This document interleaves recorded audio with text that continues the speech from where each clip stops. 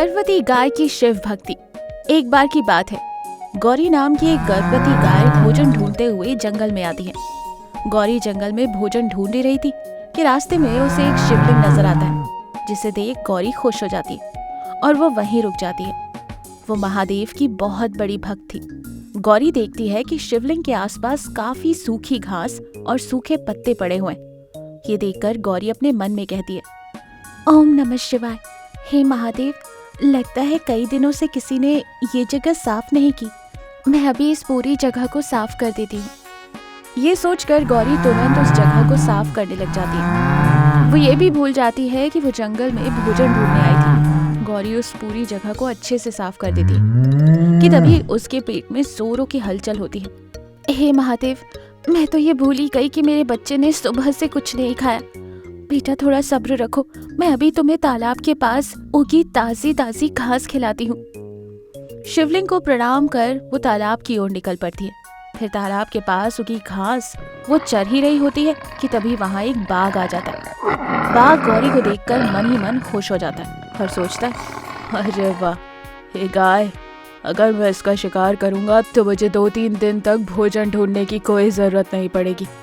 पर अभी तो मेरा पेट भरा हुआ है, मैं इसका शिकार नहीं कर पाऊंगा और ये भाग जाएगी। मैं एक काम करता हूँ, मैं इससे दोस्ती करूंगा और जैसे ही मौका मिलेगा मैं इसका शिकार कर इसे खा जाऊंगा। ये सोचकर बाघ गौरी के पास जाता है। गौरी बाघ को देखकर डर जाती। हे महादेव, मेरी रक्षा करो, ये बाघ मुझे खा जाएगा। देखो बाघ, मुझे छोड़ दो, मुझ पर रहम करो, मैं गर्भवती हूँ। ये सुनकर बाघ खुश हो जाता है और मन ही मन सोचता है, अरे वाह, ये तो सोने पर सुहागा हो गया। अब तो मुझे माँ और बेटे दोनों का मांस खाने को मिलेगा। यूं बाघ मन ही मन खुश होता है और गौरी से कहता है, देखो घबराओ नहीं, मैं तुम्हें कुछ नहीं करूंगा। मैं भी तुम्हारी तरह शिव भक्त हूँ। मैं मांस नहीं खाता, सिर्फ घास और फल खाकर अपना जीवन गुजारता हूँ। वैसे तुम बताओ, तुम इस जंगल में क्या कर रही हो? इस तरह बाघ गौरी को अपनी मीठी मीठी बातों में फंसा लेता है। मेरा नाम गौरी है, मैं पास के गांव में रहती हूँ। मेरा मालिक महादेव का भक्त था, वो मुझे अपनी बेटी मानता था। मेरा मालिक धार्मिक विचारों वाला था, जिसके चलते मुझे भी धार्मिक आस्था पैदा हो गई और सच्चे मन से मैं महादेव की आस्था करती हूँ। अचानक से मेरे मालिक की मौत हो गई और मैं अनाथ हो गई। मेरा ख्याल रखने वाला कोई नहीं और मैं भोजन ढूंढते ढूंढते यहाँ चली आई। गौरी उदास हो रही थी। तभी बाघ ने अपने मन में कहा, अरे चुप कर, क्या रोंदी वाली कहानी लेकर बैठ गई? ये सोचकर वो गौरी से कहता है, तुम्हारी कहानी सुनकर तो मेरी आंखों से आंसू आ गए। तुम अब उदास मत हो, आज से मैं तुम्हारा दोस्त हूँ। रात होने को आई है, तुम्हारा यूं जंगल में घूमना सही नहीं है। यहाँ पानी पीने कई सारे खूंखार जानवर आते हैं, इसलिए तुम मेरे साथ घर चलो। गौरी बाघ की बातों में आ जाती है और वो उसके साथ निकल पड़ती है। बाघ आगे आगे चल रहा था और गौरी पीछे पीछे। ओम नमः शिवाय, ओम नमः शिवाय। बाघ गौरी को अपनी गुफा के पास ले जाता है। गौरी, अभी तुम आराम करो, सुबह मैं तुम्हारे लिए ढेर सारी हरी हरी घास ले आऊंगा। अगले दिन सुबह बाघ गौरी के लिए ढेर सारी हरी हरी घास लेकर आता। ये देखकर गौरी खुश हो जाती। बाघ, तुम्हारा बहुत बहुत शुक्रिया, महादेव हमेशा तुम्हें खुश रखे। ये सुनकर बाघ अपने मन में सोचता है, अरे महादेव का तो मुझे पता नहीं, पर तेरा शिकार करके मैं बहुत खुश होने वाला हूँ। बस तेरा ये बच्चा दुनिया में आ जाए, फिर मैं तुझे और तेरे बच्चे को खूब मजे से खाऊंगा। अरे बाघ, तुम किस सोच में डूब गए? अरे कुछ नहीं, तुम घास खाओ, मैं अभी आया। ये कहकर बाघ वहाँ से चला जाता है। दिन यूं ही बीत रहे थे।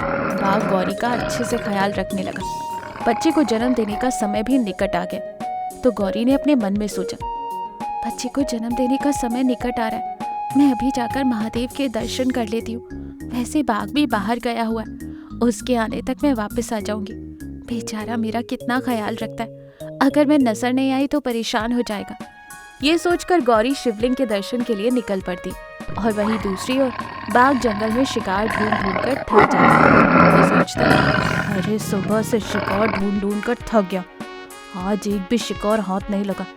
चलो कोई बात नहीं, आज गौरी का ही शिकार कर लेता हूँ, अब ये भूख मुझसे बर्दाश्त नहीं होती। ये सोचकर बाघ गुफा की ओर निकल पड़ती। रास्ते में उसे गौरी नजर आती। अरे बाघ, अच्छा हुआ तुम रास्ते में ही मिल गए। वो देखो शिवलिंग, चलो महादेव के दर्शन करते हैं। अरे चुप कर, किसके दर्शन, कैसे दर्शन? मुझे बहुत भूख लग रही है और अब मैं तेरा शिकार करके अपनी भूख मिटाऊंगा। ये सुनकर गौरी के पैरों तले जमीन खिसक जाती। ये कैसी बातें कर रहे हो तुम तो महादेव के भक्त हो। देखो मैं किसी का भक्त नहीं हूँ, मुझे बस भूख लग रही है और मैं तुझे खाकर अपनी भूख मिटाऊंगा। ए महादेव मेरी रक्षा करो, मेरे और मेरे होने वाले बच्चे के प्राण संकट में है, हमारी रक्षा करो।